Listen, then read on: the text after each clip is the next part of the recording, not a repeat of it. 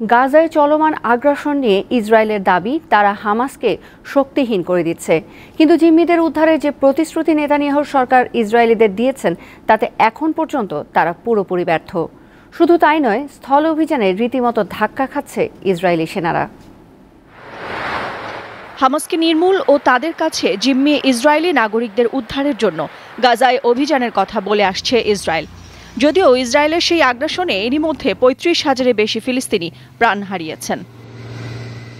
হাজারো প্রাণহানি আর ৭ মাস পেরিয়ে গেলেও হামাসের বিরুদ্ধে যুদ্ধে কতটা সফল হলো নেতানিয়াহু সরকার তা নিয়েই এখন প্রশ্ন উঠেছে।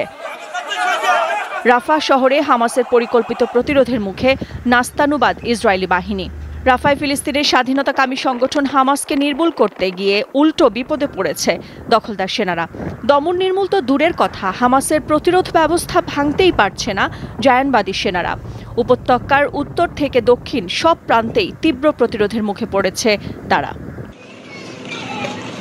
উত্তর গাজার জাবালিয়া এলাকায় ইসরায়েলি সেনাদের অবস্থান সবচেয়ে কোণঠাসা। অন্যান্য অংশেও শক্ত প্রতিরোধ গড়ে তুলেছেন হামাস যোদ্ধারা। টানেল, বিধ্বস্ত ভবন আর গোপন বাংকার থেকে চলছে পাল্টা জবাব। ইসরায়েলি সেনারা রাফায় প্রবেশের পরই পুনরায় নিজেদের শক্তি জানান দিচ্ছে হামাস।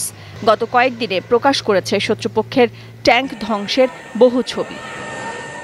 নাদিরা জাহান, দীপ্ত বার্তা কক্ষ।